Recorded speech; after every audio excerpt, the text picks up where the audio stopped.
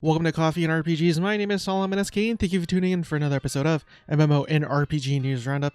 If you're new to the channel, I just want to say welcome. I really hope I could earn your subscription today. I'm trying to get to 200 subscribers by the end of July, so any support is definitely appreciated.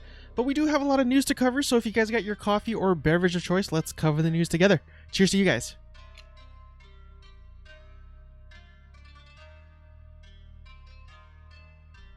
So the first bits of news we will be covering will be coming from PCGamer.com, and before we begin, I just wanted to let you know that Steam Summer Sale has started, and the article goes on to say that this year your purchases will net you points that you could spend in the creatively named Points Ship. It boasts a bunch of Summer Sale tat like animated stickers, backgrounds, and avatars. If you spend $30 or the equivalent in your region, you'll save an additional $5, so spend $30 or more and you get $5 off. So looking through PCGamer.com, they had a half a dozen articles for Cyberpunk 2077 alone, so we'll go through all of them to see all the new stuff that has been released. The first article here says Cyberpunk 2077 is getting a spin-off anime from Studio Trigger. And it goes on to read, Cyberpunk 2077 is getting an anime spin-off produced by Kill La Kill and Little Witch Academia's Studio Trigger. Edge Runners is a standalone story set in the same universe as Cyberpunk 2077, says producer Seiya Elder. The stage is Night City, but everything else is totally new. Airing on Netflix in 2022, Edge Runners will spin its yarn across 10 episodes, focusing one of Night City's street kids. He's become a Edge Runner, another name for the universe's cyberpunks. Even as somebody who grew up with anime during my childhood, I've actually never heard of Kill la Kill, much less the studio called Studio Trigger, unfortunately. And it's still a ways off, like I said, in 2022, but I'm really hoping this is going to be a really good series. And in their next article, it says, here's the new Cyberpunk 2077 trailer. And they live streamed this in their official Twitch page, and this was something that they were supposed to do 2 weeks ago. But they delayed it because of certain, I guess you could say, social problems that were taking place at the time. But it does go on to read that during its Night City Wire livestream today, CD Projekt Red walked us through the basics of braindancing in Cyberpunk 2077. It's a way to experience and explore records of other people's memories, and we watched as protagonist V live through the last minutes of the life of an unfortunate robber, and then return to the memory with a free camera, where he was able to investigate peripheral sensory information. And as always, I will have the actual trailer that was streamed today playing either above me or over me, and you could actually go in and watch the entire thing and dissect it to see what's going on, what are some of the things that you see in the world, and yeah, it's a lot of things to take in if you're really nitty-gritty about all the little tidbits and information that's in the world of Cyberpunk 2077. And just again to reiterate, after another delay, Cyberpunk 2077 itself will be released on November 19th. And in PC Gamer's next article, here's some brand new Cyberpunk 2077 gameplay footage. And the author of this article, Andy Kelly, was actually able to get a hands-on experience with the game for, I believe, 4 to 5 hours, or 4 hours, it says here, which I am very envious of. I think that's really cool that he was able to play the game. And the reason why I mentioned this particular article, even though I'm not going to cover a whole lot, is because all the articles after this one talks about some of the stuff that he was able to sort of experience within the game and some of the details that you might have otherwise not known about. For example, in this next article, you can start Cyberpunk 2077 as a nomad living outside the city. And again, I believe this is based upon Mr. Kelly's playthrough, but it does go on to read that last year, CD Projekt Red teased a trio of origins that you'll pick when creating your version of Cyberpunk 2077's V, each of them determining where you'll start out. Andy Kelly took one of these origins for a spin beginning outside of Night City. Nomads is the one you'll want to pick if you fancy getting an early glimpse of the Badlands. You'll be able to explore the area no matter what you pick, but if you are really desperate to hang out in the desert and deal with small town sheriffs, you could get started right away. Formerly part of a nomadic gang, you're now an outcast, out for yourself and doing solo jobs. One of them is to smuggle something into Night City, which is how you'll get from the prologue to the main game and how you'll meet your bud Jackie. And in their next article, Cyberpunk 2077 lets you summon your car like Roach and it honks. And if you don't know, Roach is the horse from the Witcher series, or Witcher 3 in particular, I believe. At a push of a button, your car will find you and pull up alongside you, honking its horn to announce its arrival. You could call cars and get them delivered to other open world games like Saints Row, but in Cyberpunk, they drive themselves, at least until you get inside. And those are all the brief Cyberpunk 2077 articles that I wanted to mention. There is one more, but I covered that yesterday, which is a Cyberpunk 2077 comic that's coming out in a few months as well before the game is released. And if you want to take a look at that episode, I'll have a link posted in the cards at the top right corner of this video. And the next PC Gamer article I wanted to cover: Last Oasis gets a volcanic map and flying creatures you could ride. So again, in this latest update, not only do you get a new volcanic map, it also hosts a new flying creature known as Killin. They were attracted by the wing-like sails of your walker and are apparently pretty dangerous if you make them angry. You can also target them using your grappling hook and catch a ride as well. And the last PC Gamer article I wanted to cover: Ark's summer event adds Hawaiian shirts, sunglasses, and squirt gun skins. It does go on to read, first, the price. Ark Survival Evolved is 80% off, marked down just to $10 until June 9th, and until the end of the Summer Bash, which runs until July 14th, dino breeding is boosted by 3 times, and player XP, harvesting, and taming are all boosted by 4 times as well. There's also a bunch of new summer skins like colorful Hawaiian shirts, frisbee skins, they go on your boomerang, sunglasses, and squirt guns, which fit into your flamethrower, so don't be surprised when you squeeze the trigger and fire comes out instead of water. There are a handful of new pets and emotes as well. Next, we will cover all the articles that I found interesting from massivelyop.com. First one: Everquest II starts the Rise of Kunark on the TLE server, Familiar Season 7, and the Scorched Sky Event. It goes on to read that a fresh new update that adds its promised features like Familiar Season 7, expert difficulty for Rise of the Lucen dungeons, and changes to Summer Ethereal's weekly missions have been added.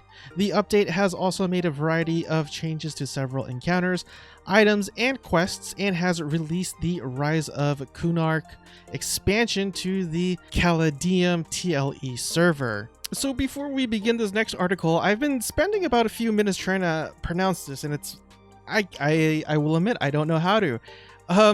It says Bless Unleashed. I don't know how to say this. Unleashed apostrophe S. So you'd say unleashes. No. Anyways.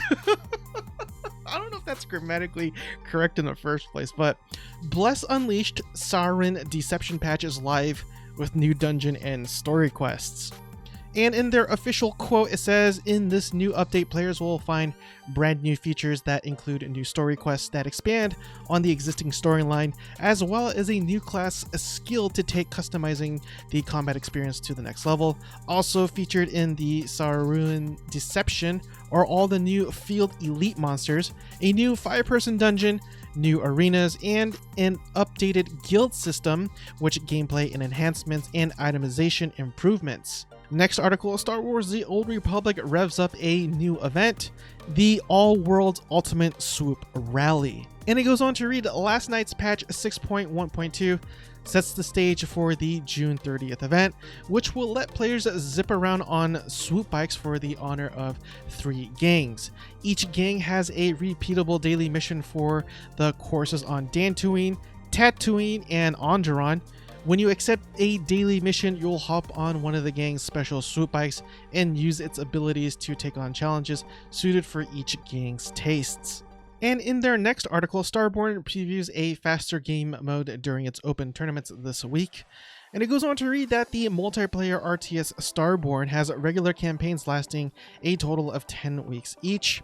That looks to change with the release of Dead Zone, a much faster version of the regular game with only 4-hour rounds and a much smaller map of only 25 players. The mode also features additional tweaks to the game's formula, such as a special hex claims granting unique empire-wide bonuses, new cards and a card pool overhaul, and a new station planner with new buildings and organizations. What's really interesting about this game is being touted as an MMORTS, but the article actually did use the phrase multiplayer RTS instead. Again, we're not going to really debate on the terminology here, but I did find that a little interesting. This admittedly is one of those stories that's very polarizing. You're either going to find players that really love this or really hate it.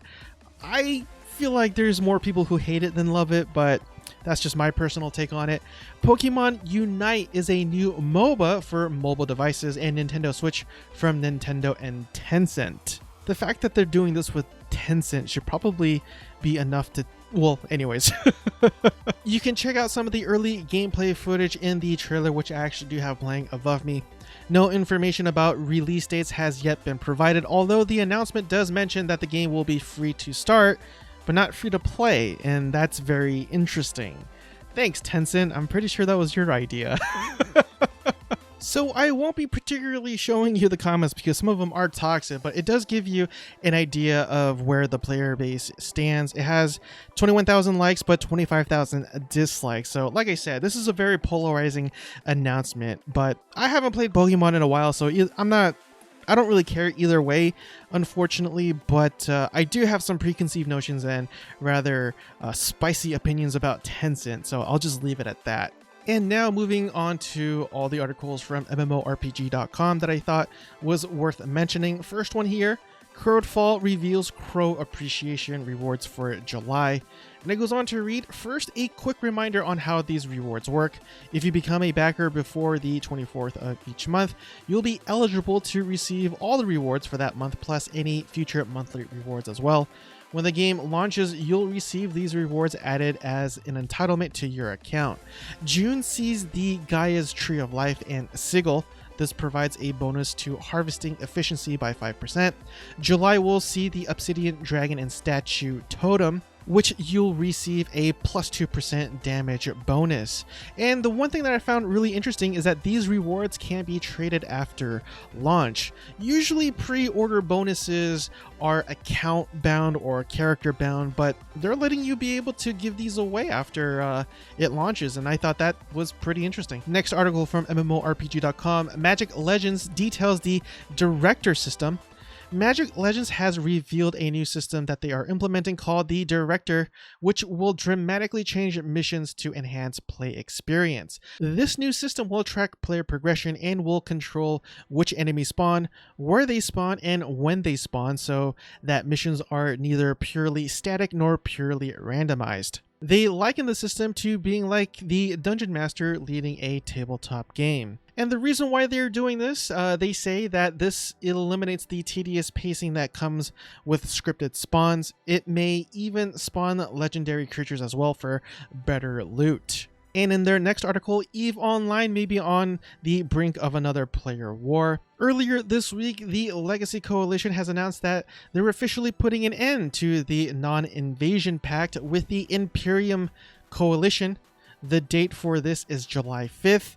And the last time I've heard that they've had this gigantic battle, I believe CCP Games actually erected some sort of statue or a monument to commemorate this massive PvP or player battle. And that was about, I believe, 3 to 4 years ago. So it looks like we might have another one in our hands. But if you don't play this game but would like to check out what's going on, you could definitely head on over to their Reddit page, where apparently it's rampant with EVE propaganda. So there you have it. Next, Phantasy Online 2 Independence Day event is going live. The event will run until January 22nd and brings out several changes to ships. For one, seasonal client orders and new urgent quests are available. Additionally, you'll be able to change the look and feel of the ship through decor. An Independence Day boost is also available. It is set to begin on July 1st and run through July 7th. This boost is ship-wide and offers 50% XP and 50% on rare item drop rates and 50% on Metseta earned. Additionally, Shia will now also be available. I believe I'm saying her name correctly. If not, let me know. She'll have some tasks in the form of client orders. She'll pay you in special currency, and you could use these currencies to buy special items from her as well. And to all the WoW fans out there, Overwolf answers how its purchase of CurseForge will affect World of Warcraft mods. In a recent AMA with Yuri Machand, I believe that's how you say it, I do apologize if that's not the case, the CEO and co-founder of Overwolf confirms how signing into CurseForge will work after the transfer from Twitch to Overwolf.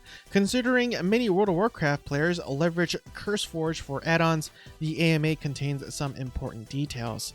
Currently, users don't have to sign into CurseForge as such, and instead sign into their Twitch account, which directs you to CurseForge.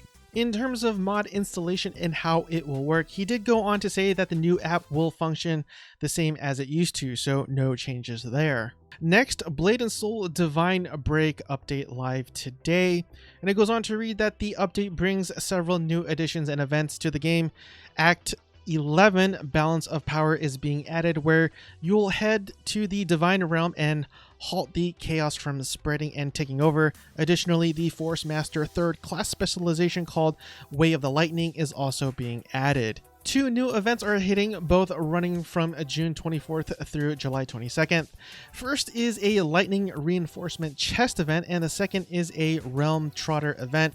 Additionally, a new dungeon called Halcyon Hills will be available, and I do apologize if I'm saying that incorrectly. And in our last MMORPG.com article, Black Desert Online adds new Papua Crinea Island and a storyline. The new tropical island of Papua Crinea, and I do hope I'm saying that right, will be the setting for a conflict between the Papuas and the Otters. In this new update, players can learn more about their conflict via a storyline that explores both perspectives of the conflict. Next, we head on over to Destructoid.com, and I only have one article from them actually. Biomutant shares 10-minute gameplay montage, and it goes on to read, as a quick refresher, Biomutant is a tale of post-apocalyptic world populated by anthropomorphic animals. Players take control of a fully customizable raccoon character who is tasked with rescuing the Tree of Life, which is slowly dying due to the failing ecosystem. Exploring a vast open world, players will encounter a wide cast of characters and localized tribes, and must attempt by favor or force to gain access to the roots of the tree itself embedded deep within each territory. And moving on to the articles from MMOculture.com, Lost Ark, Smilegate reveals new Scouter class.